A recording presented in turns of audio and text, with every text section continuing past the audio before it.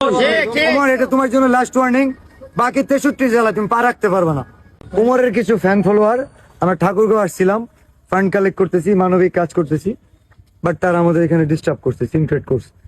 আমরা 22,000 টাকা তুলতে পারছি, এখানে হয়তো লাখখানিক টাকা বা আর 100 টাকা হলেও বেশি তোলা যেত। এন্ড উমর এটার মধ্যে জড়িত। হয়তো ঠাকুরগাঁও আসছে, পোস্ট দেখছে, তার কিছু ফ্যান ফলোয়ারকে বলছে যে বিলাল ভাই যাচ্ছে অথবা যাবে, ডিস্টার্ব করো যাতে কাজ না করতে পারে।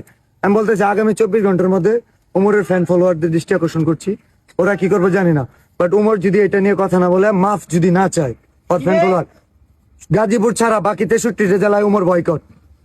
এন্ড এর পরবর্তীতে উমরের সাথে যদি কিছু হয়, চর্চ অফ বিলাল দায়ী না, কারণ চর্চ অফ বিলাল মানবিক কাজ করব, তার ফ্যান ফলোয়ার যদি এইসব কাজে বাধা দেয়, উমরের জন্য বাকি 63টা জেলা আমি বন্ধ করে দিতে পারবো।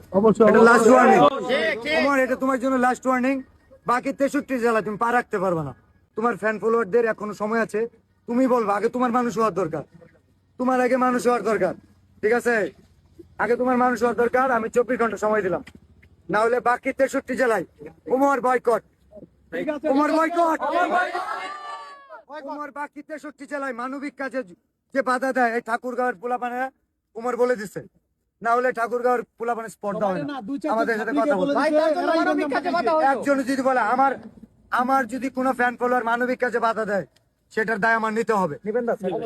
উমর 24 ঘন্টার মধ্যে মাফ চাইবে তার ফ্যান ফলোয়ার ঠাকুরগাঁওয়ের যে ঘটনা হয়েছে। না, আর যদি না হয় গাজীপুর তার এলাকায়, এটা ছাড়া বাকি 63 জেলায় উমরকে ওপেন চ্যালেঞ্জ, আমি বয়কট। কারণ উমর প্রবেশ করতে পারবে না বাংলাদেশের কোন জেলায়। এটা চ্যালেঞ্জ না, এটা মানবিক কাজে বাধা দেওয়ার জন্য তার শাস্তি।